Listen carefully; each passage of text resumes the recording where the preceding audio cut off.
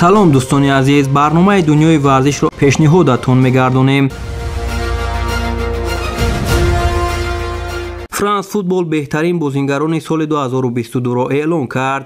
рӯзи 17 октябр маросими супоридани ҷоизаи туби тиллои 2022 ва ҷоизаҳо барои мавсими гузашта аз ҷониби маҷаллаи фаронсавии франс футбол дар шаҳри Париж доир гардид.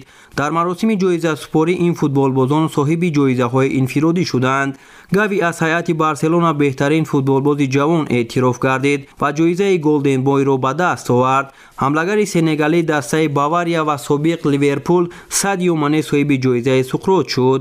ҳамлагари собиқи бавария ва имрӯзаи барселона Роберт Левандовски барандаи ҷоизаи Герд Мюллер гардид. дарвозабони бошгоҳи шоҳонаи Реал Мадрид Тибо Куртуа дар ин ҷоизасупорӣ соҳиби ҷоизаи Лев Яшин шуд. бошгоҳи Манчестер Сити беҳтарин бошгоҳи ҷаҳон аз рӯи фарзияи франс футбол дар соли 2022 эътироф гардид. дастаҳои Ливерпул ва Реал Мадрид дар зинаҳои дуюм ва сеюм маскан гирифтанд. барои ба даст овардани ҷоизаи туби тиллои миёни бонувон ва мардон Алексия Путелиас ва Карим Бензема бештари овозҳоро соҳиб шуда соҳиби ин ҷоиза гардиданд. Алексия Путелиас аз дастаи Барселона соли дуюм аст ки соҳиби ҷоизаи туби тиллоӣ шуд. Карим Бензема аз ҳайати бошгоҳи шоҳонаи Реал Мадрид аввалин бор ҷоизаи туби тиллоиро ба даст овард.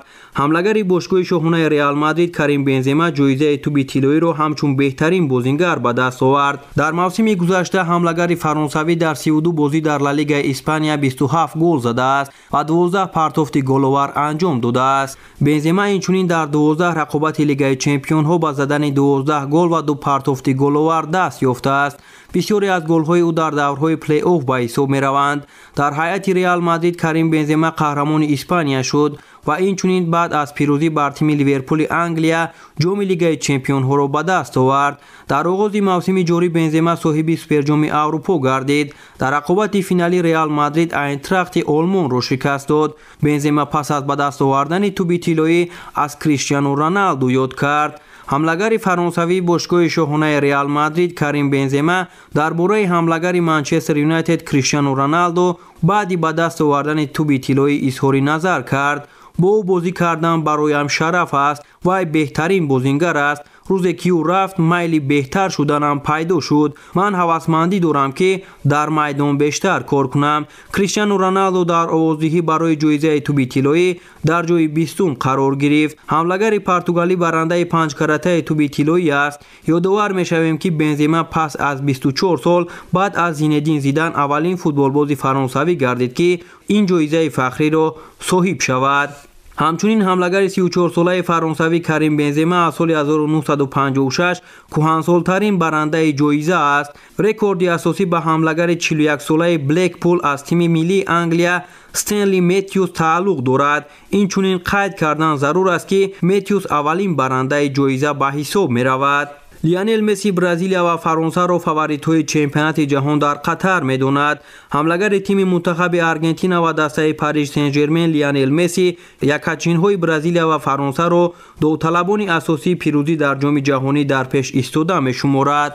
дар мавриди фаворитҳо дастаҳои бузурге ба мисли Бразилия, Олмон, Фаронса, Англия, Испания ҳастанд ва ман боварӣ дорам ки баъзеҳоро фаромӯш кардаам. аммо агар ман як ё ду дастаро зикр кунам, пас бояд гуфт ки Бразилия ва Фаронса ду номзади асосӣ барои пирӯзӣ дар ин ҷоми ҷаҳон ҳастанд. иқтибос меорад RMC Sport аз суханони Месси. Месси 35-сола дар ҳайати тими миллии Аргентина аз соли 2005 инҷониб фаъолият мекунад.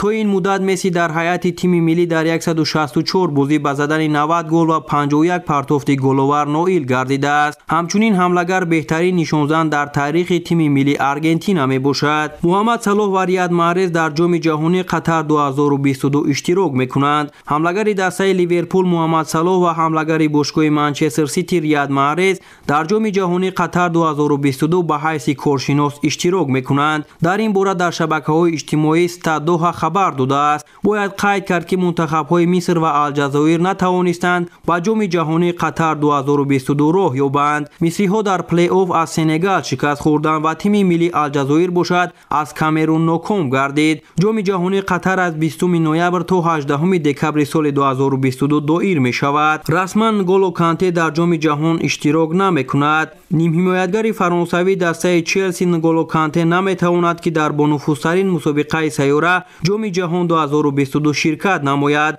دفتر مطبوعاتی باشگاه چلسی خبر داد که نگولو کانته جراحی شده است و 4 ماه از فوتبال دور خواهد ماند. نبودن کانته در خط مرکزی منتخب فرانسه در جام جهان در خط مرکز مشکلی ایجاد خواهد کرد. رهبریت منتخب فرانسه هم باید جایگزین کانته را در تیم منتخب در زودترین فرصت پیدا نماید. یادآور می‌شویم که کانته در موسم گذشته در تمام مسابقه ها در هیئت چلسی 28 بازی گذرانیده 3 گل زده است. دیگو ژوتا نیز تیم منتخبش را در چمپیونات جهان کمک کرده نمی‌تواند. سرمربی دسته لیورپول یورگن کلوپ در نشست مطبوعاتی گفت که حمله‌گر تیم منتخب پرتغالیا دیگو ژوتا 25 ساله با دلیل آسیب برداشتن در بازی دور 11 پرمیر لیگ انگلیا مقابل منچستر سیتی در جام جهانی قطر 2022 شرکت کرده نمی‌تواند. آسیب برداشتن دیگو ژوتا که خیلی در سطح بلند بازی می‌کند هم برای دسته لیورپول و هم برای منتخب پرتغالیا تلفات خواهد بود. منتخب پرتغالیا شامل گروه H بوده با منتخب‌های گانا، اوروگوئه و کره جنوبی بازی می‌کند. دیگو ژوتا باشد در هیئت منتخب پرتغالیا در 28 بازی با زدن 10 گل دست یافته است.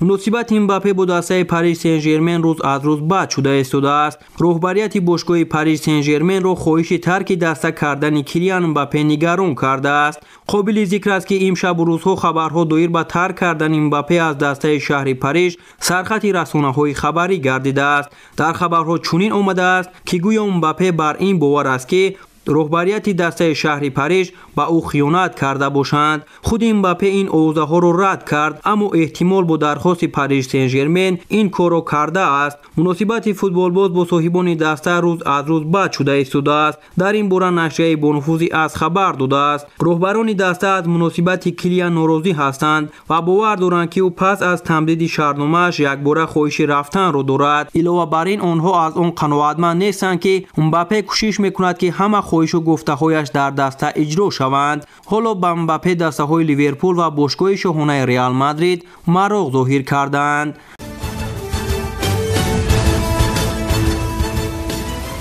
دوستان عزیز، با شما بودم من سوربان امان‌الله در برنامه دنیای ورزش. تا برنامه‌های دیگر خود و نزدیکانتان را احتیاط کنید و با یوتیوب کانال دنیای ورزش بمانید.